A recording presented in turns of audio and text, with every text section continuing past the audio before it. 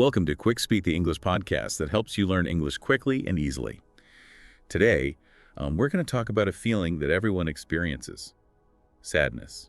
We'll be looking at why we feel sad, how to deal with sadness in a healthy way, and even how sadness can sometimes be helpful.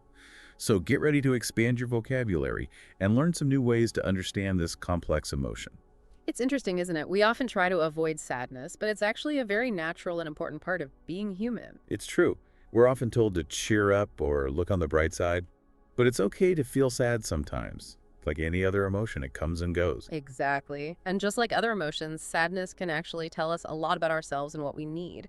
Have you ever noticed how sadness can sometimes make you want to withdraw and be alone for a while? Yes, absolutely. Sometimes when I'm sad, all I want to do is curl up with a good book or listen to some calming music. That's a great example of how sadness can be a signal to slow down, reflect, and perhaps recharge. It can be a sign that we need to take a break from the busyness of life and attend to our own emotional needs. That's a really interesting perspective. So instead of fighting sadness, maybe we should try to listen to what it's trying to tell us. Precisely. It's about tuning into those feelings and understanding what they might be revealing about our needs or our situation. It's like sadness is a messenger trying to communicate something important. Okay, so we're learning to listen to sadness, but what about when it feels overwhelming? Are there tools or techniques that can help us manage those really intense feelings of sadness? There are many different approaches, but one that's particularly helpful is mindfulness. Mindfulness is all about paying attention to the present moment without judgment.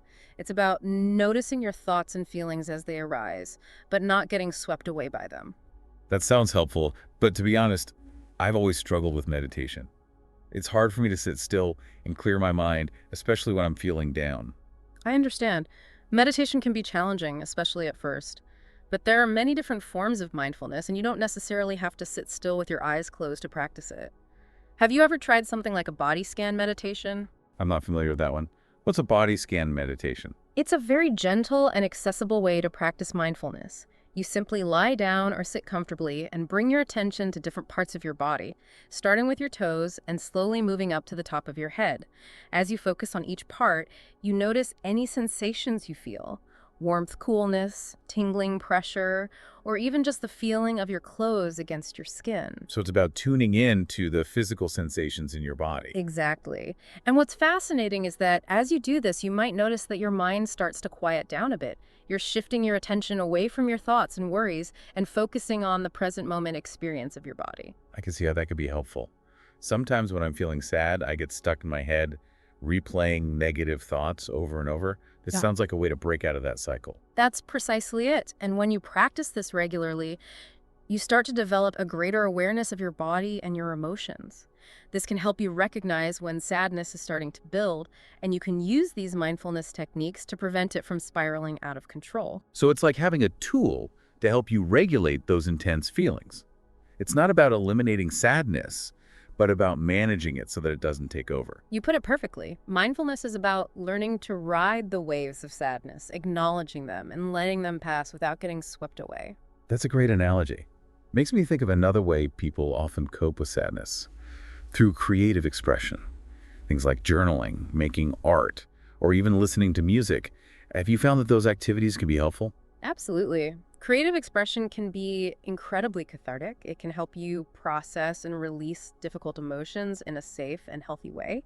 Think about it: when you listen to music, you often connect with the emotions expressed in the song. It's like the musician is giving voice to feelings you might not have been able to articulate yourself. That's so true.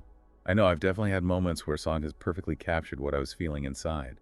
It can be so validating to hear your own experience reflected back to you through art. Exactly. And it's not just about finding resonance in the work of others. Creating your own art, whether it's writing, painting, dancing, or playing music, can be a powerful way to express and understand your own emotions. It's like giving yourself permission to feel those feelings and then transforming them into something beautiful or meaningful. That's a beautiful way to put it. And you know what's interesting is that sadness, while often viewed as a negative emotion, can actually be a source of inspiration for creativity.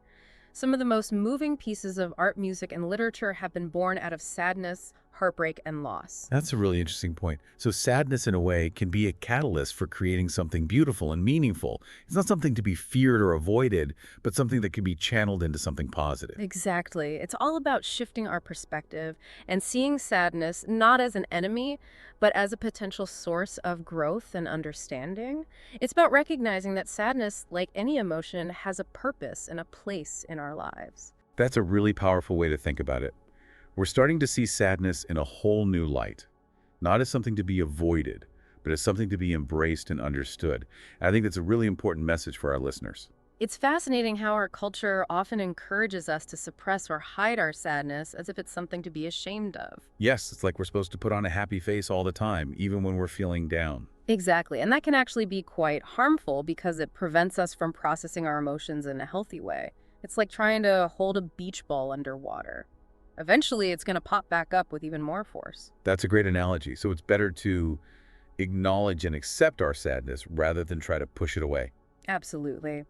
And, sometimes sadness can be a sign that something in our lives needs attention.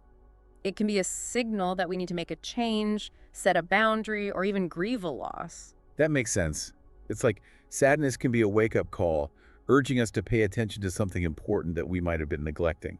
Precisely. It's like a flashing red light on your emotional dashboard saying, hey, something needs to be addressed here. So instead of viewing sadness as a weakness, maybe we can see it as a source of information, a guidepost pointing us in the right direction. Exactly. It's about learning to decipher the messages that sadness is trying to convey.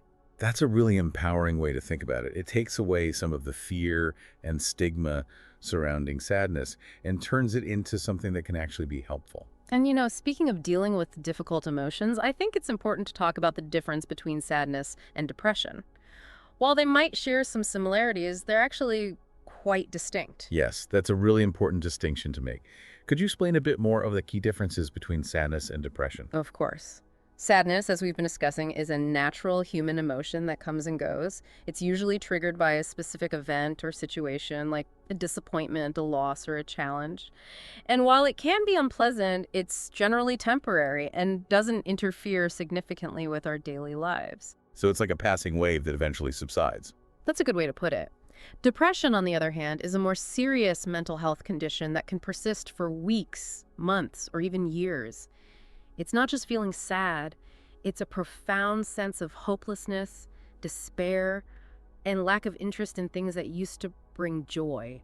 So it's more like a constant weight that's difficult to shake off. Exactly. People with depression often experience changes in their sleep patterns, appetite, and energy levels.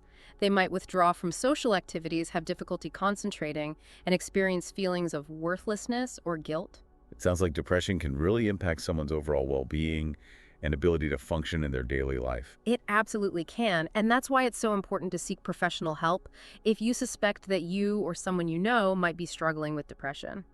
There are effective treatments available, including therapy and medication that can help people manage their symptoms and regain a sense of control over their lives. So while sadness is a normal part of the human experience, depression is a clinical condition that requires professional intervention. That's correct. And it's important to remember that there's no shame in seeking help for mental health challenges. It takes courage to reach out for support, and it's a sign of strength, not weakness. Absolutely. It's just like seeking help for any other health concern. We wouldn't hesitate to see a doctor if we had a broken bone, and we shouldn't hesitate to seek help for our mental health either. I couldn't agree more. It's all about taking care of our overall well-being, both physically and mentally. And speaking of taking care of ourselves, are there any other things we can do to support our emotional health and build resilience when it comes to dealing with sadness? There are so many things we can do. It's really about finding what works best for each individual. Some people find that regular exercise, spending time in nature, or practicing relaxation techniques like yoga or deep breathing can be incredibly helpful. It's like creating a toolkit of healthy coping mechanisms that we can draw on when we're feeling down. Exactly. And it's important to nurture our social connections. Spending time with loved ones, talking to a trusted friend, or even joining a support group can provide a sense of belonging and remind us that we're not alone in our struggles. That's so important. Sometimes when we're feeling sad, we tend to withdraw and isolate ourselves, but connecting with others can be a powerful antidote to those feelings of loneliness and despair. Absolutely. Human connection is essential for our emotional well-being. It's like a lifeline that can help us stay afloat during difficult times. It sounds like managing sadness is all about finding a balance between acknowledging and accepting our feelings, while also actively engaging in activities that support our emotional health and well-being. You've hit the nail on the head. It's not about denying or suppressing our sadness, but about learning to navigate it in a way that promotes growth, resilience, and ultimately a deeper understanding of ourselves. That's a really inspiring message. It gives us hope that even though sadness is an inevitable part of life, we have the power to manage it and use it as an opportunity for growth and self-discovery. It's interesting how we've been talking about sadness in this new light as something that can be a source of growth and even inspiration. It is a powerful shift in perspective, isn't it? We're so conditioned to view sadness as something negative, something to be avoided at all costs. But when we embrace it as a natural part of the human experience, we open ourselves up to a whole new level of understanding and self-awareness. It's like we're reclaiming sadness, giving it a voice and a place in our lives. Exactly. And when we do that, we realize that sadness can actually teach us some very valuable lessons. Mm. Can make us more compassionate, more resilient, and more appreciative of the good times in our lives. It's like the saying, you can't fully appreciate the sunshine without experiencing the rain. That's a beautiful way to put it. Sadness and joy, light and shadow, they're all part of the tapestry of life. And it's the contrast between these experiences that gives our lives depth and meaning. I love that analogy. So as we wrap up our conversation about sadness, is there one key takeaway that you hope our listeners will remember? I think the most important thing to remember is that it's okay to feel sad. Don't judge yourself for feeling sad. Don't try to push it away. And don't be afraid to reach out for support if you need it. Sadness is a natural part of being human, and it's something that connects us all.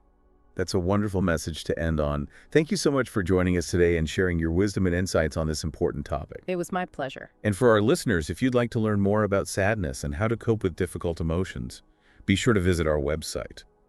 We have tons of helpful resources, including vocabulary lists and exercises related to today's episode. You can find the link in the description below. And don't forget to subscribe to QuickSpeak English for more helpful tips on learning English. We release new episodes every week, so stay tuned.